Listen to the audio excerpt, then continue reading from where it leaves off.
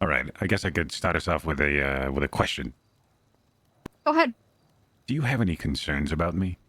I think initially, for sure, I had concerns. Hmm. Um, I had concerns about the clowns being here in general, and my concerns were that they weren't going to take it serious, or that they weren't going to treat Babylon the way it deserves to be treated. Because I'm very protective of this place, right? Hmm. Obviously, I try and micromanage a shit ton of stuff here so that it runs the way I want it to run, the way it has always run. Um, Unfortunately, I was proven right in that regard, but Yeah. I also am capable of understanding that people are their own people, right? Like just because you were a part of them and came with them for the vacation thing doesn't mean that you don't have your own mindset about it. And going into that, the risk we took was so that the clowns got the opportunity to experience Babylon. If any single one of them found that it was a place that they truly enjoyed or could see themselves living in, that maybe they would apply, right? So you wanting to join after that, I mean, that was a success in our books. Though, of course, with Chris out there shooting at us and sneaky bombing shit, it always still is in the back of my mind of, are your loyalties truly to making Babylon what it's meant to be? Really um being here as a Babylonian, or do you still have those ties and pulls from the outside factors? But I truly am the kind of person with this community that will let people show me who they are. I'm not going to label somebody as something and then stick to that. So that's kind of my mindset when it comes to you, and everything I've seen so far, I mean, has put my paranoias to rest to a certain extent. You're always going to be paranoid, though, right? It's in your nature. Oh, hell yeah. 100%. I mean, I'm just a paranoid person in general, to be fair. Always have been. You're a I paranoid guess person, yet you bought a haunted lighthouse. What is wrong with you? while I was working All there. right. Yeah. I think that's part of it. People wouldn't leave me alone. I was doing shit, so Hmm. Of a bit easier to control when you own the place. course. You don't got to tell me about it. A lot of people were pissed at me Honestly, for that. yeah, I know. It's not really a secret these days. I think I got into a bad situation and I walked out of it in a far better place than I guess deserved to be Hmm. somehow. The worst thing that happened to me from all of that was the motherfucker's brother slit my throat, but I lived. That's about it. Is that what that scar is? Yeah, Pesto, I mean, got in a verbal altercation, and you can only take so much before you snap, at least for me. And I snapped on a god, which I guess you don't do. So I'm lucky to be alive. Yeah, you are. Here we are, I mean, they're gone. No, I saw him the other day Yeah, I at, don't know. at the hospital. No, I promise you I did. Well, to me, they're gone. Yeah. They're part of my past. I think it's the best part about Babylon to me is BB before Babylon, leaving everything behind. I made 800 billion mistakes. I fucked up so much shit, and I walked into a situation where I could say, you know what, that's all in the past. And other people have to say that shit too. It's Yeah. funny. That's like the ideal thing for me. And here I am now. I feel bad because I'm kind of doing the opposite. Yeah, but, you know, I think there's kind of a difference there, right? You not having what you're looking for, you're not really taking into account shit that's you're bringing with, right? Because you didn't have it. You don't have it. what you're trying to find is answers to something that you're not bringing along with you. You're seeking it out. And you're utilizing Babylon and being Babylonian to do that. And I think that's different. Right. Yeah, I've experienced so much in the almost 2 weeks now that I've been here, you know? It's, I've seen people come and go, you know? It's, I feel like I've almost gotten to experience, like, as much as everybody else. Well, obviously not you and my Dukes, but Big Joe, Daphne, Blizzard, all of them, you know? It's like, it's crazy what can happen in a day, an hour here, 2 weeks even, you know? And the amount of stuff that one day you'll be standing on trial and you'll feel like whatever you're on trial for, whatever is happening is like the end of the world in Babylon. And 2 months later, you don't even remember it happening. Like the shit here is crazy. The speed, the rate at which we move into the future every day is absolutely insane. I think it's like you were saying, like the outside world, living in Los Santos out of Babylon is so repetitive that it's so easy to distinguish the days where big things happen. But here, I mean, I can list like 5 different things in a week where I'm like, what the fuck is going on? But Today, even, you it's know? crazy. Yeah. Yeah. It's just, it's insane. How do you keep up? You journal about it? Oh, yeah. Oh, yeah. I mean, every day I just make a list of the things that I need to remember for tomorrow because if I didn't do that, God, we would be lost. Yeah. Yeah, you would be. I don't blame you. I'm having enough trouble as it is keeping up with the lab stuff. Feels like every day like, Nancy's being pulled in every fucking direction possible. I'm just trying to do my best to support. But it feels like, that plate is getting stacked up pretty high. Yeah, Nancy's the type where, I mean, she just has so many ideas and she just does them, right? Yeah. And it's such a rare and valuable quality to have as a person, especially a Babylonian. But that shit can just consume you. And I know that because I mean that used to be the way I was ages ago. And unfortunately my ideas and decisions always ended up in, I mean, like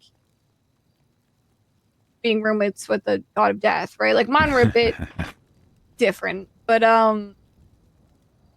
yeah, it got to points where every day I'd be trying to juggle 18 different things to not get killed and stuff. Now, living in a community is far different than my past, but that Yeah. shit is overwhelming. Yeah. Tell me about it. I used to, before I was the mayor, I was the governor of Grapeseed and shit. And people were coming to me with ideas all the time. My phone was ringing off the hook. I had my own Oval Office. It was something. Crazy times. Like, it went by in a flash. And I feel like that's what's happening here. You blink and you miss it. Sure, you already miss a lot of the people who used to be here, right? Hmm. Delva got Some of along. them. Well, some of them, of course. Delva got Yeah. along really well here. I don't know what happened to Delbert. Hope he's alright. Apparently, he walked off in the woods. I know he's sick, so that always worried me. Yeah.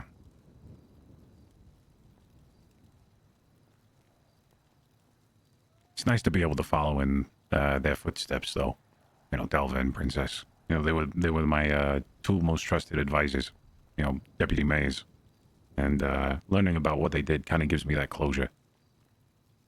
Yeah, it's funny. Elena built a lot of the foundations that we live off of, a lot of the principles of what a Babylonian is meant to be. And Delver He was actually a prophet in a sense. He had a prophecy of the two promised Marduks, which is how Skipper and I became Marduks. Each person, whether they end up being someone as impactful and great as Elena and Delver, or, even the traitors, they leave their mark in this place and you can see it. Now, obviously, we want to erase the marks that were left behind under falsities and treachery, but it is interesting to see how they shape this place. It is, huh? It's a living, breathing community. It's nice. Feels like It's really something special. Feels like everybody's important.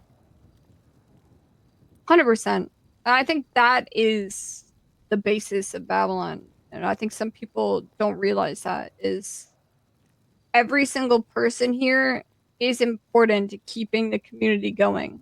And if they're not, that's the sign that maybe there's an issue there, right? Right. If we can go weeks without somebody and it doesn't leave an impact, that's when like they got to be doing more as a Babylonian. Right.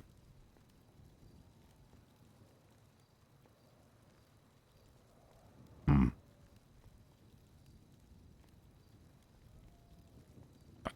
The concept of a true Babylonian, is it different for a lot of people? I think so. I think for leadership, it's probably quite similar. Because we've been here, at least some of us, from the beginning, and have seen the types of people that last and the types of people that make the biggest impact. But really, being a Babylonian is just about committing fully to what this is, being open to that, and every day waking up with the mindset of progressing this community and sticking with the things that we have outlined in the past. Not a lot of people have that perspective, huh? It's hard to say. Well, they Some haven't they people haven't been do. here since the beginning like you have, right? Yeah, I think some people have grasped it over time. Like, it's hard for me to put myself in the shoes of people who haven't, because even recently I've kind of realized like we are quite different from how we used to be. And that came naturally over time with progression, with growing, with all the businesses. And, what I did months and months ago is quite different from what I do these days. Like, these days, it's very much I'm going from meeting to meeting. I'm keeping notes on different things that need to be changed. I'm very much like micromanaging shit. Back in the day, like when I was like, holy shit, we're out of food. Let's go start a hunting party to go get a deer. Like it was so completely different. Like I And said, part of surviving me, versus thriving, right? that's right, yeah. Part of me almost misses some of that, but I think we're gonna make an effort to get it back on a base level. How do you plan on doing that? I think just providing the experiences that we once had, whether it's group hunting parties, whether it's trips to the Ashen Tree, that was a big one. A lot of the it's hard to say spiritual side because, spiritual side I would say was more so the church that we once had, but that was also led by a trader, so, that went into the past. Maybe the cultural is a better word for it, but traditions and the outlook on Babylon. We leaned a lot into old Babylon for guidance. I think I want some of that back. Yeah.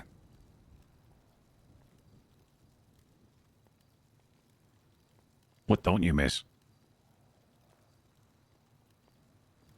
Besides the people that were redacted.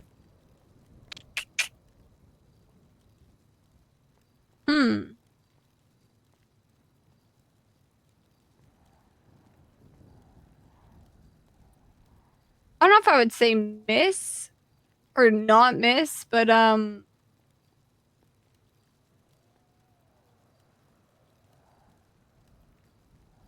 Thanks think for the follow. progress is great, right? Like Mm. I live a much easier life now than I did, 7 to 8 months ago. I have comforts that I didn't have before. We have access to vehicles like we didn't before. We also have a lot Thanks for the less follow. threats, maybe. We still have quite a few threats, but I mean, early days, holy shit, man. Like, every morning you'd wake up to like gunfire and planes dropping on the range and bombs going off. Let's calm Yeah. down a bit. Yeah, from the last two wars that I heard about you guys, well, actually, I was a part of both with the Manor and the Ravens. Sounds like it's starting over stupid shit. No offense. Well, Yeah. offense to them, for sure. The first one Yeah, was we'll what? say these ones are a bit silly. It was over handcuffs the first time and handcuffs the second time. And it comes the first time. This one, I believe somebody accidentally got shot, one of the Manor members at trade day because they'd riled up a bunch of locals and they started shooting at us. Oh, right. Yeah, Jimmy, right. Yeah. Yeah, I heard about that secondhand. Yeah, we had a trial. Yes, and then Ferrari lied about a business that he had. Yeah, so Polly showed up to the trial and said that he was talking to the Manor when he leaked Jimmy Jones' name about a business deal, which was buying like cards and stuff for jobs. When in reality, he was doing a completely different business, which was like handcuffing and unhandcuffing people. Now the problem with that is Babylon trials are not a normal legal system. Like here, there's quite a consensus between people that you tell the truth, or at least you tell the truth on a base level, right? Right. And him lying about something that just did not. It was not even the point of the trial. Well, the trial was about something so serious, about throwing your own Babylonian under the bus, having his life in danger. It read as like having mixed up priorities and very anti-Babylonian. Like Speedy, for example. Speedy does crazy shit all the time. But if Speedy goes on trial and it's about some serious shit, this man's gonna get up there and say, yeah, I did that shit. This is why. Right? And yeah, he's gonna be found guilty and he's probably gonna be fined a shit ton. He's probably gonna be, thrown in the shame pit or all these different punishments. But he's gonna do that shit with his head held high because he owned up to his shit that he did. And at the end of the day, it was not going against Babylon as a whole. I was different here. And he was given by some grace of the jurors an option to go to the Ashen Tree, a very sacred and holy place for us, and serve out his punishment there. The fact that he turned that down, I mean, it just went to show he just wasn't here for right reasons. Right. Which is a shame. Truly is. I remember in here the other day he was talking about the good old days. Right where you're sitting, I think. Like Yeah. just like going off of what you were saying out of the book, right? He was here a couple weeks in. Maybe a weekend. But it's not the point. No, it's not like I think he focused too much on that. It felt like it gave him enough information and understanding to be here, but in reality, it's It's being a part of this place and listening to people around you and understanding what has changed and what hasn't and what it truly is to be a part of this community. I think he lacked that. Yeah. Well, obviously, because he chose to leave, right? At the end, Yep. it was his choice. So it was. It's a shame.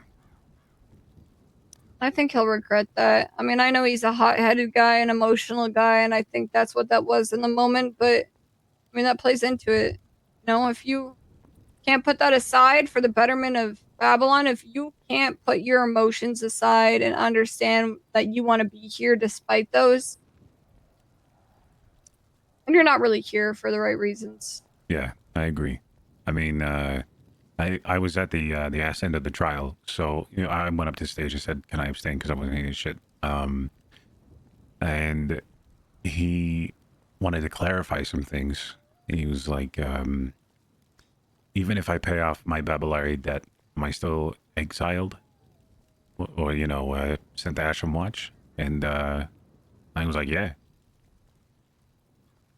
Only when we deem that you're ready to come back can you come back. And I think he took that as, well, it sounds like I'm getting exiled anyway. So I might as well just leave.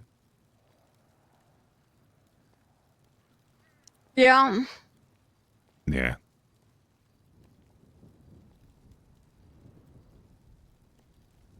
I mean, I guess maybe he didn't understand Babylon as well as I thought he did. Yeah. Oh, speaking of people, I've got down a list. I'm trying to learn everybody's name and kind of their specialties here, and I wanted to run it by you. Have a copy? Yeah, sure. Disregard the week 2 part. That's just like a part of the journaling process I have going on. I want to try to make a personal goal for myself each week. Like, hey, what don't I know? What can I learn about next?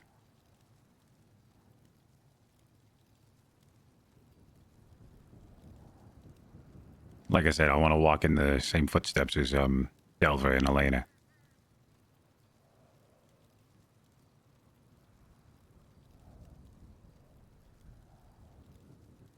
I'm sure I've got people missing from that list. You know, Red Rocket, Lucius Locks. But I think those are pretty minimal. Also, ignore the bottom one. I just didn't know how to describe him yet, and I'm trying to put I'm trying to put faces to like names and shit. If I see old guy with a hat, it's either oh fuck, I can't remember his name. His name is Lucian or something. Lucian, yeah. I only met him once. Yeah, he is not around often at all, unfortunately. This is Yeah. great. These are all accurate. Oh, good. Yeah, any amendments, let me know because I'm trying to make sure I got this shit down. You can add you have therapists on here? Yeah, I've got them under medical. Oh, medical? Yes. Because I think they are all under Queenie.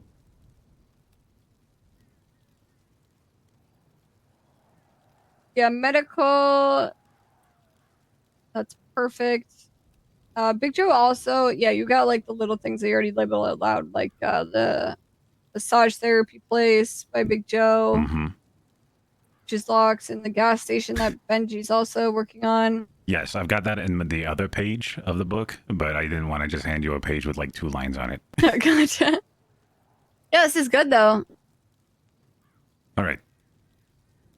And I just added like specialties at the bottom, like the blacksmith, tavern, gym. Didn't know Jimmy did gliders until I fucking asked. It's like, you do food, militia, and other shit. What else do you do? Yeah, He's it's like, at oh yeah, our pilot. yeah, he's a pilot. You can learn a lot of things about people if you just ask. But you have, oh yeah, you do. Yeah, this is perfect. Oh, good. Is there anybody's name that like besides I guess Lucian's that I'm just like missing? Because I feel like there's way more people than... Likely yes. Now a lot of them like aren't around often. Hmm. Do you have Fiona on here? No, I don't. The BBB, right? Yeah. Yeah, I feel like I'm always missing. I'm gonna get rid of newbie at the bottom and put BBB. Is that just Fiona? Yes. Okay. I haven't talked to her too much yet. What exactly do they do? Because it seems like there's a distinct difference between her and the Merchants Guild. Yeah, Fiona does a lot of like getting rent from businesses, helping businesses with recruitment for like their jobs. Like if they need hiring people, then people go there. Taxes, a lot of just basic business bureau shit. A lot of things to do with controlling the businesses and making sure they're on track. Audits. All right. Does Clark also work for them? Because I know he sent out the new people to like intern at places. Or is that like just the... Yeah, that's more of a recruitment. Got it. Okay, got that down.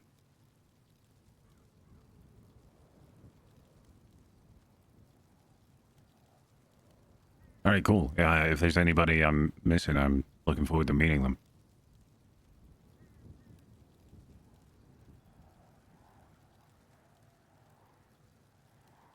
Yeah, I think this is good.